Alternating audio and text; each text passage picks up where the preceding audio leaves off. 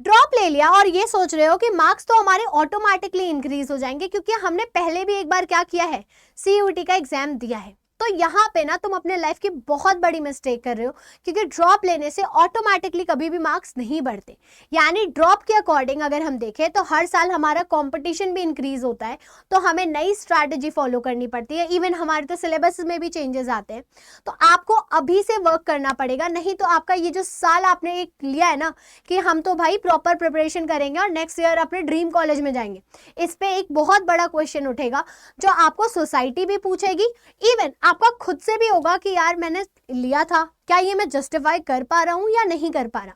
तो अगर आप चाहते हो कि आप अपने इस ईयर को प्रॉपर्ली जस्टिफाई करो तो ये वीडियो ध्यान से देखना, क्योंकि ये वीडियो तुम्हारा पूरा एक साल ना बचा सकती है। तो वीडियो को एंड तक जरूर देखना।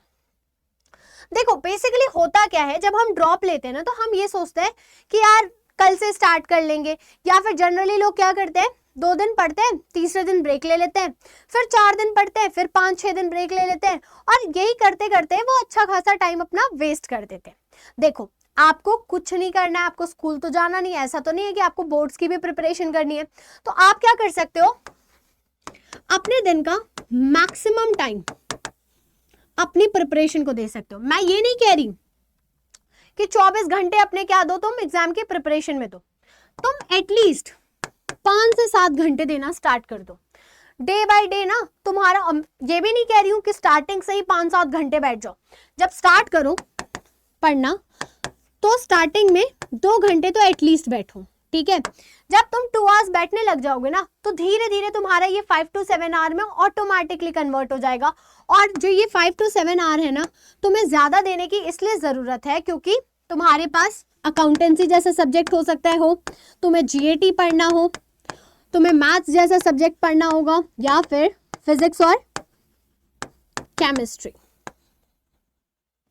अगर तुम्हारे इनमें से कोई भी सब्जेक्ट्स है ना तो यार आराम से मैं कहती हूँ, ठीक है मान लो हम अकाउंट्स की बात करते हैं, अगर तुम्हारा अकाउंट्स है तो 2 घंटे तो तुम्हारे अकाउंट्स में चले जाएंगे, जीएटी में 2 घंटे चले जाएंगे, क्योंकि ये सारे जो सब्जेक्ट्स हैं ये डिमांड करते हैं क्या, बहुत सारे क्वेश्चंस की प्रैक्टिस। क्योंकि यहाँ पे सिर्फ आंसर लाना मैटर नहीं करता, यहाँ पे मैटर करता है टाइम मैनेजमेंट, यानी कितनी जल्दी तुम कितना एक्यूरेट आंसर निकाल सकते हो, ये मैटर करता है इन सब्जेक्ट्स में। तो इनके लिए तो यार तुम्हें बहुत ज्यादा प्रैक्टिस की जरूरत है, तो 5 से 7 घंटे ना बिल्कुल ही जस्टिफाइड है। अब आते हैं नेक्स्ट पे, that is complete the NCERT multiple times. अब तुम्हें लग रहा होगा कि एनसीईआरटी को मल्टीपल टाइम्स क्यों पढ़ना है। देखो एनसीईआरटी को मल्टीपल टाइम पढ़ने की इसलिए जरूरत है क्योंकि जो तुम्हारा एग्जाम है ना ये किस पे बेस्ड होता है, एनसीईआरटी बेस्ड होता है। इसमें जितना भी कंटेंट जैसे भी क्वेश्चंस आते हैं सब क्या होते हैं, कहीं ना कहीं एनसीईआरटी से रिलेटेड होते हैं। और अगर हम बात करें तुम्हारे लाइक जो स्टेट और आईएससी बोर्ड के स्टूडेंट्स होते हैं उनके लिए यहाँ पे थोड़ी ज्यादा प्रॉब्लम आ जाती है, क्योंकि उनके कुछ चैप्टर्स मैच नहीं करते। कभी कभी जैसे इकोनॉमिक सब्जेक्ट की बात करें तो उनके लिए इंडियन इकोनॉमी प्रॉब्लम हो जाती है, उन्होंने माइक्रो मैक्रो पढ़ रखा होता है। तो इसीलिए आपको एनसीईआरटी बेस्ड कॉन्टेंट फॉलो करना है, मस्ट है, इट इज वॉट मस्ट। यानी अगर यहाँ पे मिस्टेक की तो देख लो तुम अपने ऑटोमेटिकली 5 से 10 क्वेश्चन खुद ही खराब कर रहे होगे, क्योंकि एनसीईआरटी जितने ज्यादा एनसीईआरटी में कमांड होगी, जितने ज्यादा कॉन्सेप्ट तुम्हारे एनसीईआरटी के क्लियर होंगे, उतना इजी होगा तुम्हारे लिए हर एक क्वेश्चन को क्या कर पाना, अटेम्प्ट कर पाना, वो भी कम टाइम में। फिर अगर हम नेक्स्ट देखें तो प्रायोरिटाइज हाई वेटेज चैप्टर्स। अब हाई वेटेज चैप्टर्स क्या होते हैं, हाई वेटेज चैप्टर्स तुम्हें पता चलेंगे पीवाईक्यूज से। पीवाईक्यूज मैम ये तो लास्ट के लिए होता है ना, मन में यही चीज आई ना। पीवाईक्यूज तुम लोग ये जो लास्ट के लिए छोड़ते हो ना, लास्ट मोमेंट पे तुम्हें मॉक्स प्रैक्टिस करने होते हैं। पीवाईक्यूज तो तुम्हें हर एक चैप्टर कंप्लीट होने के बाद करना चाहिए, यानी तुम्हें चैप्टर वाइज क्या करना है, पीवाईक्यूज सॉल्व करने। जब चैप्टर वाइज पीवाईक्यूज सॉल्व करना ना तो एक पीवाईक्यू क्या बनाना, बैंक बनाना। यानी पीवाईक्यू बैंक में जो मोस्ट रिपीटेड तुम्हारे टॉपिक्स होंगे, जो मोस्ट रिपीटेड क्वेश्चंस होंगे ना, उन टॉपिक्स पे तुम्हारी अच्छी कमांड होनी चाहिए कि क्वेश्चन सामने आए और विद इन सेकेंड तुम क्या कर दो, उनका करेक्ट आंसर करो। इसीलिए मैंने बोला कि जो हाई वेटेज वाले टॉपिक्स है ना उन पे तुम्हें ज्यादा फोकस करना है। अगला आता है गिव वीकली मॉक टेस्ट। अब फिर तुम्हारे मन में सेम चीज आएगी कि अभी से मॉक क्यों देना है, मॉक तो लास्ट के लिए होता है। यानी कि यहां तुम्हें चैप्टर वाइज मॉक देने। देखो मॉक के नाम पे ना पहले तो मार्केट में लोग तुम्हें एक तो मॉक के नाम पे 10 मॉक दे देते हैं, तुम्हें लगता है वाह क्या मॉक दिए। मॉक जितने ज्यादा से ज्यादा लगाओगे, हमारे यहाँ लास्ट ईयर ना जो AIR था, ऑल इंडिया रैंक जिसकी आई थी, उसने 200 प्लस क्या दिए थे, मॉक्स दिए थे। यानी कि 200 प्लस मॉक दिया था, प्लस उसने क्या किया था, हर एक सेट के हर एक शिफ्ट के क्या किए थे, PYQ सॉल्व किए थे। तो ये तो तुम्हारे लिए क्या है, अगेन कोर है। कॉन्सेप्ट क्लैरिटी और ये चीजें बहुत मैटर करती है। तुम्हें अभी नहीं समझ में आ रहा होगा, तुम जाना किसी अपने भैया दीदी से डिस्कशन करना जिन्होंने CUET एग्जाम दिया होगा और अच्छे मार्क्स लाके क्या किए होंगे, अपने ड्रीम कॉलेज में गए होंगे। जो नहीं भी गए होंगे ना, वो तुम्हें बोलेंगे कि भाई तुम ये चीजें जरूर कर लेना, हमने तो ये क्या की थी, गलती की थी। तो तुम्हें क्या करना है, वीकली अपना चैप्टर वाइज मॉक टेस्ट देना है। जब ये दोगे ना तो तुम्हें क्या करना होगा एक्स्ट्रा इसके साथ, एनालिसिस। एनालिसिस में तुम्हें पता चलेगा कि तुम किस पॉइंट पे तुम्हारी प्रॉब्लम्स है। अपनी प्रॉब्लम को नोट डाउन करो। सपोज मैं किसी पर्टिकुलर टॉपिक में वीक हूँ फिजिक्स के, मैंने उसको नोट डाउन किया। अब मैं ना हर थोड़े थोड़े दिन पे उस चीज को पढ़ूंगी, उस पे कमांड लाऊंगी और वापस से उसके क्वेश्चंस अटेम्प्ट करूंगी। फिर मेरे को समझ में आ जाएगा कि अच्छा मेरा ये अभी सही हुआ या नहीं। अगर नहीं हुआ है तो उसको आप वापस क्या कर सकते हो, ठीक कर सकते हो सकता है कि जिस टॉपिक में आपको प्रॉब्लम हो वो क्या हो, रिपीटेड क्वेश्चन वाला टॉपिक हो, तो आपके पास टाइम होगा उसको ठीक करने का, ताकि अगर आपके सेट में वो क्वेश्चन आ जाए तो आप उसे इजीली अटेम्प्ट कर सको। ये ना सोचो कि यार देखा नहीं था, जरूरी तो था, पता था पर कर नहीं पाए। अगला आता है build a strong general test skill.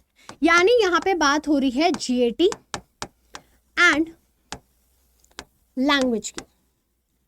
Trust me, ये जो GAT और लैंग्वेज है ना, ये एक्चुअल क्या है तुम्हारे लिए, गेम चेंजर है। गेम चेंजर कैसे है, डोमेन में यार हर दूसरा बच्चा परफॉर्म कर लेता है, ठीक है, पर प्रॉब्लम कहाँ आती है, GAT और लैंग्वेज में, क्योंकि हमने GAT और लैंग्वेज कभी पढ़ा नहीं होता। और मैक्सिमम कॉलेजेस क्या मांगते हैं, ये दोनों मांगते ही हैं, किसके लिए, अपनी एलिजिबिलिटी के लिए। सब्जेक्ट कॉम्बिनेशन में अगर GAT और लैंग्वेज ना हो तो तुम्हारे पास एलिजिबिलिटी कम हो जाती है काफी सारे कॉलेजेस के लिए। तो GAT और लैंग्वेज में क्या होनी चाहिए, आपकी कमांड होनी चाहिए, ताकि आप क्या कर सको, अपने CUET के स्कोर को मैक्सिमम कर सको। ठीक है, जो CUET का ओवरऑल स्कोर होता है ना, वो इसी से इंक्रीज होता है। Domain is like okay, domain तो हर दूसरा बच्चा कर रहा है, तुम इससे आगे बढ़ोगे क्योंकि कट ऑफ क्लियर करनी है, सिर्फ पास नहीं होना है CUET में बोर्ड्स की तरह।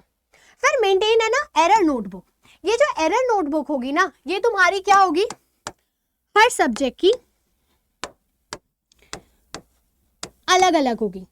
यानी इस नोटबुक में तुम अपनी क्या करोगे, हर एक मिस्टेक को नोट करोगे कि तुम्हें कौन सा टॉपिक नहीं आ रहा, किस टाइप के क्वेश्चन में तुम्हें प्रॉब्लम हो रही है। जैसे अगर मैं मेरे सब्जेक्ट की बात करूं BST की, तो BST में क्या होता है, जनरली स्टूडेंट्स केस स्टडी में फंस जाते हैं।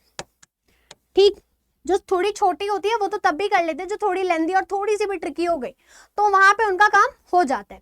तो जब आप एरर नोटबुक बनाओगे ना, तो केस स्टडी मेंशन करोगे, टॉपिक मेंशन करोगे फिर क्या होगा, आप उस पर वर्क कर पाओगे और आप उस चीज पे कमांड ले पाओगे। अगर आपने ये एरर नोटबुक बनाई तो आपको स्टार्टिंग से पता होगा कि आपका वीक पॉइंट क्या है और आपका स्ट्रॉन्ग पॉइंट क्या है, ताकि लास्ट में आपके पास वीक जैसा कुछ ना हो, सब आपके स्ट्रॉन्ग पार्ट ही हो।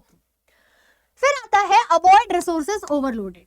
मैम इसका मतलब क्या हुआ, रिसोर्सेज क्या होती हैं, रिसोर्सेज हम टीचर्स होते हैं, रिसोर्सेज बुक्स होती हैं, रिसोर्सेज जो तुम अननेसेसरी कोई भी टाइप का क्वेश्चन सॉल्व करने लगते हो जिसके तो तुम्हारे यार आंसर्स भी करेक्ट नहीं दिए होते हैं, तो तुम्हें क्या करना है, एक रिलायबल सोर्स ढूंढना है अपने लिए। अब रिलायबल सोर्स क्या होगा तुम्हारे लिए, रिलायबल सोर्स है हम सब, यानी कि CUET अड्डा। CUET अड्डा की लेगेसी है भाई, CUET एग्जाम में हमने स्टार्ट किया था, हम मार्केट के लीडर हैं, हम हर साल रैंक होल्डर्स प्रोवाइड करते हैं, हम हर साल AIRs दे रहे होते हैं और मोस्टली स्टूडेंट्स यार हमसे जिन्होंने बैचेस लिए हैं वो क्या है, आज अपने ड्रीम कॉलेज में या फिर किसी ना किसी टॉप कॉलेज में तो एडमिशन लेकर ही बैठे हुए हैं। यानी कि आपको एक रिलायबल सोर्स पे क्या करना है, ट्रस्ट करना है और ना कि इधर उधर जाना है। एक सोर्स चूज करो, उसी पे वर्क करो। 4 बुक लेके जब बैठते होगे तो तुम्हारे मन में कंफ्यूजन आती होगी हर एक टॉपिक को लेके कि कौन सा मेरे लिए बेटर है। तो आई वुड रेकमेंड एक चीज लो और उसी पे क्या रहो, स्टिक करके रहना। फिर आता है ट्रैक द प्रोग्रेस मंथली। मान लो मैंने क्या किया, 2 डोमेन चैप्टर्स, 2 मैंने ना डोमेन से क्या किए, चैप्टर्स कंप्लीट किए, वो भी कितने, 3। साथ में मैंने जीएटी का एलआर कंप्लीट कर लिया, लैंग्वेज का भी कोई एक पार्ट कंप्लीट किया, ठीक है। अब मैंने ये जो इतना सब कुछ किया है, ये मैंने सही किया है, नहीं किया है, या फिर मान लेते हैं दोनों में से मेरे ना 5 ऐसे टॉपिक्स हैं जो क्या हैं, बहुत वीक हैं, जहां पे मतलब बेसिकली मेरी कमांड नहीं है। तो मुझे क्या करना है, जब मेरे पास मंथली मेरे ट्रैक रिकॉर्ड्स होंगे ना, तो मैं इन चीज़ों पे वर्क करूंगी और मैं इंप्रूव कर सकती हूँ। अगर जल्दी स्टार्ट करोगे तो इंप्रूव करने का चांस बहुत ज़्यादा होता है, जितना लेट स्टार्ट करते हो इंप्रूव करने का चांस होता ही नहीं है। तो हमेशा अपना प्रोग्रेस का कार्ड बनाते रहो, अपनी वही जो PYQ बैंक मैंने बोला है ना, हर बार हर पे डेट लिखो हर पेज पे, और जब मंथ एंड आए तो अपना ट्रैक रिकॉर्ड बनाओ कि हाँ मैंने इतने चैप्टर्स कंप्लीट कर लिए, मेरे इतने टॉपिक्स इसके क्लियर हैं, मेरे इस टॉपिक में ये प्रॉब्लम है, और फिर टीचर्स से क्या करो, पर्सनली कनेक्ट करके अपने डाउट्स को क्लियर करो। फिर आता है finish the syllabus early. Ma'am ये क्या बात हुई, देखो ये जो CUET एग्जाम है ना, आपको पता है ये डिमांड क्या करता है, ये एक ऐसा एग्जाम है जो डिमांड करता है कॉन्सेप्ट क्लैरिटी प्लस और क्या बताओ, क्वेश्चंस की प्रैक्टिस। और वो भी ना जितने ज्यादा से ज्यादा आप कर सकोगे उतने ज्यादा क्वेश्चंस की प्रैक्टिस यहाँ पे आपको चाहिए होती है। यानी कि अगर आपने कॉन्सेप्ट क्लैरिटी पहले ले ली तो आपके पास टाइम होगा लास्ट में क्या, रिवीजन का, यानी आप ज्यादा से ज्यादा रिवीजन कर सकते हो, प्लस आप उतने ही ज्यादा क्वेश्चंस की more and more question practice कर सकते हो। और आपको पता ही होगा एनटीए लास्ट मोमेंट सरप्राइजेस देता है, जैसे कि लास्ट ईयर दिया था इन्होंने, इकोनॉमिक्स में इंडियन इकोनॉमी पूरी बुक ही ऐड कर दी। अब सोचो उन बच्चों के बारे में जिन्होंने माइक्रो तक स्टार्ट नहीं किया था, लास्ट में उनके पास 3 बुक आ गई थी। जिन्होंने पहले ही माइक्रो और मैक्रो कर लिया होगा, टाइम पे स्टार्ट किया था, उनको तो बस इंडियन पढ़ने की टेंशन थी, बाकियों को तो 3-3 सब्जेक्ट पढ़ने की टेंशन थी, micro, macro and Indian economy, 3 books हो गई ना बड़ी बड़ी। तो इसीलिए हमेशा कहा जाता है कि जितना जल्दी आप सिलेबस कवर अप कर लोगे अपना, उतना ज्यादा आपके लिए बेनिफिशियल होगा, क्योंकि आप रिवीजन भी कर पाओगे और ज्यादा से ज्यादा क्वेश्चंस की प्रैक्टिस कर पाओगे।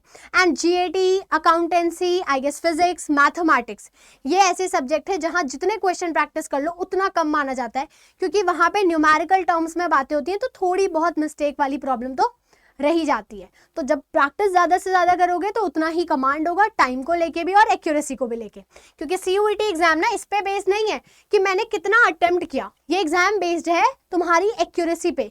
क्यों? क्योंकि यहाँ पे आपकी होती है नेगेटिव मार्किंग। अब तुम सोच रहे हो ये क्यों लिखा है, avoid the I will start tomorrow mindset. आज और अभी ये जो तुम्हारी सोच है ना कि कल से कर लेंगे, अगले हफ्ते से स्टार्ट करेंगे, यार अगले महीने से कर लेंगे, भी तो बहुत टाइम है, इस माइंडसेट को अभी तुरंत छोड़ो, नहीं तो अगले साल ना फिर वापस से ये सोचोगे कि ड्रॉप ले ले या एक बेयर मिनिमम से कॉलेज में एडमिशन ले ले। खुद ही सोचना एक बार कि तुमने ड्रॉप लिया, ठीक है, इस साल, अब जब अगले साल तुम्हारे कम नंबर आए तो तुमसे सब पूछेंगे कि क्यों तुम्हारे कम नंबर आए, तो क्या बोलोगे कि मैं तो ये सोच रहा था रोज कि मैं परसों से स्टार्ट करूंगा, नरसों से स्टार्ट करूंगा, 2 महीने बाद स्टार्ट करूंगा, जिसकी वजह से करते करते मेरा दिसंबर या फिर अप्रैल महीना आ गया और मैंने पढ़ा ही नहीं। खुद को क्या आंसर करोगे साल भर के लिए अपने? तो इसीलिए ये माइंडसेट अभी ड्रॉप करो और अपनी CUET की प्रिपरेशन फुल फ्लेज्ड वे में स्टार्ट करो। अब देखो, मैंने बोला था ना तुम्हें एक रिलायबल सोर्स की जरूरत है।